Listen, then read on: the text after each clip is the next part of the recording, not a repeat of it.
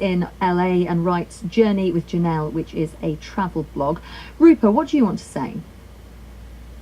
Like Devanjana said, that rape is not an isolated incident that happens only in India, but this is the only country where we place all the blame on the woman, like all the responsibility of her safety lies on the woman there, and that the problems that we face stem from that very mentality that, that I'm responsible for my safety and not. And even when I heard about this incident in the morning and I was speaking to my mother about it, she sort of felt extremely grateful at that point in time that it didn't happen to me. And that is the most exhausting sort of experience that you have to go through as someone who's facing these things on a daily basis, that you just breathe a sigh of relief when you hear of this and you think of how it's not you and it's not your turn yet. So there are a lot of issues that we are facing, but one of the biggest issues is that we haven't learned to rise above the fact that we shouldn't blame the woman for the atrocities committed on her. So that's where what I wrote came from, actually.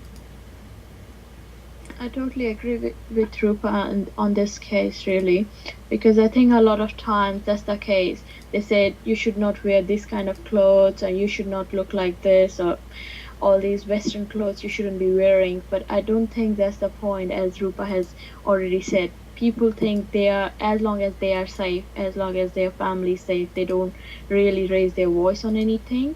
And that's where we have to be more aware of this fact, and we have to be more, we have to come on the front and try to protect the whole community of women rather than just their families. But when you say the whole community of women, I would like to say that I think the whole community of women is women everywhere, not just in India. I mean, I'm here in Toronto, and you may recall it was the Toronto police officer who made that famous remark, 1 year back or 2 years back, and he said that women shouldn't dress like sluts. That was in my city, Toronto, and then slut walks were instigated all over the world, including in Delhi. There was a slut walk. That came from my city. So this is why, even though I realize there's a big problem in India, I'm not blind to it.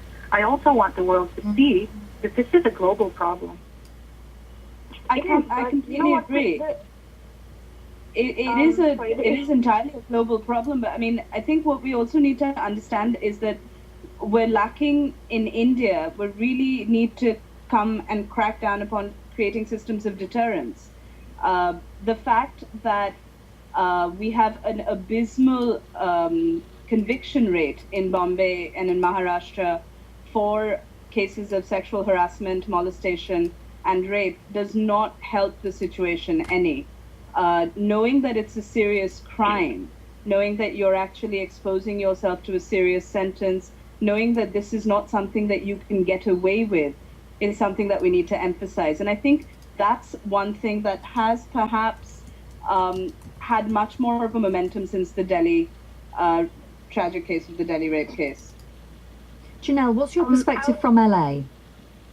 Hi there. Thanks so much for having me. I have a unique experience here. I wrote a response to Michaela Cross's CNN I report simply because I could see that she was a white Caucasian young girl from the United States. And I Janelle, let me just explain for people who haven't read this. There's been about 1 million views online. This is a girl who went away to be in India while studying, and she talks about the kind of nightmare and dream scenario. She said she had some amazing experiences which she could only ever have in India, but equally some nights she locked herself in a hotel room, terrified she was going to be raped by the man who was knocking on the door.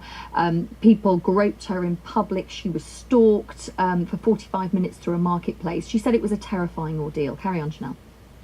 Yeah, so I clicked on the article out of interest because I myself had traveled to India in 2010 with my best friend. We're both, in our mid-20s and very clearly Caucasian, and of course had all of the same warnings that are, given to solo travelers that are women who travel anywhere. But I had just spent a month living in Nepal prior to my arrival in India, and so I had acclimated, or so I thought, to an Eastern difference between obviously my life here in California. And upon arriving in India, I was extremely shocked by the differences in the culture and I've spent a lot of time working on sexual assault and rape culture in many different cultures, including here in the United States. So I totally sympathize with the conversation about how this is not only an Indian problem, but I did respond specifically because I had a very difficult experience when I was in India for only 5 days. I wasn't in Mumbai. I was in Delhi, Jaipur, and Agra, which is a totally different community.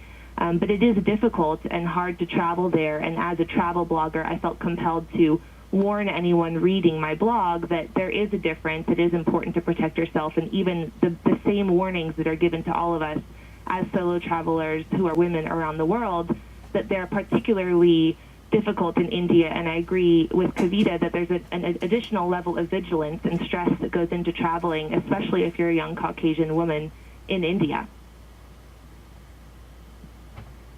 I also agree with having to add to that. I also publish a travel blog, and my travel blog gets a lot of hits because I've written also several articles.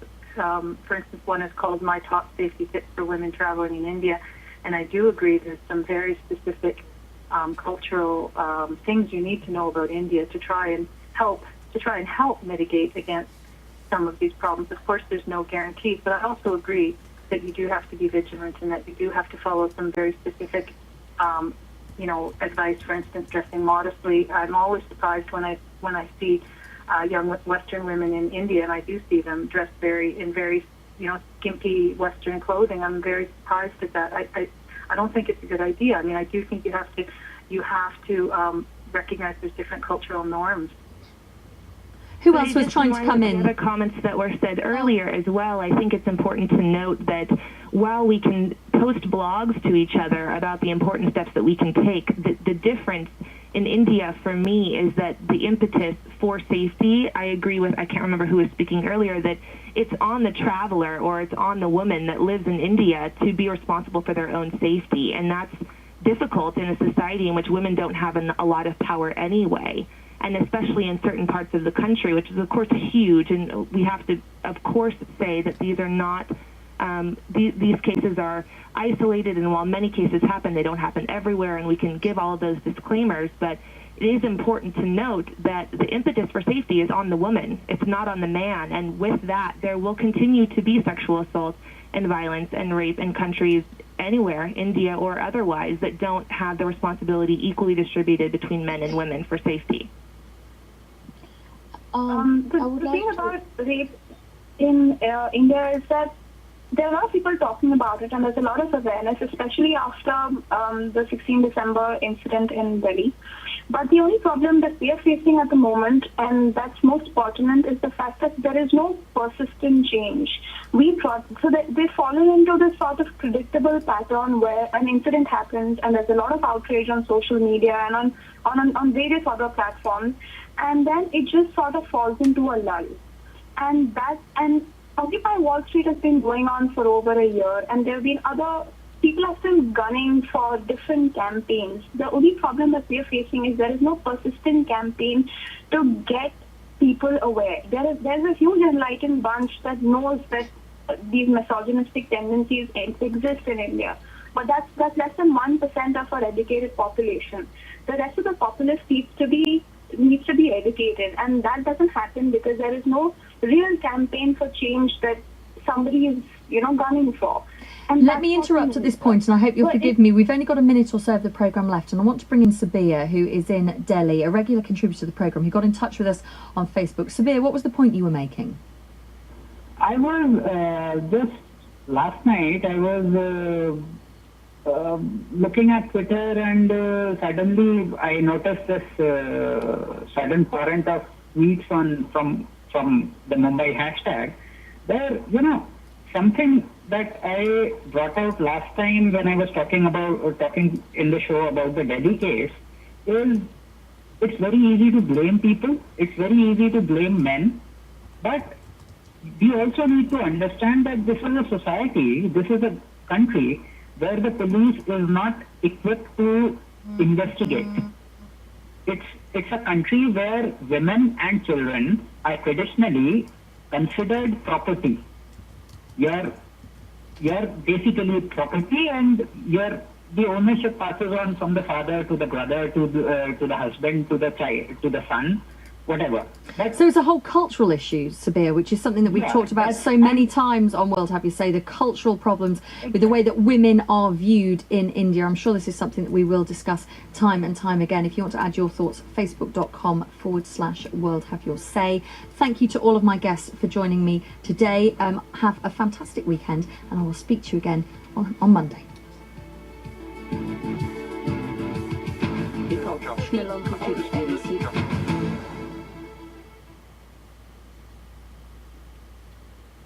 The BBC World Service.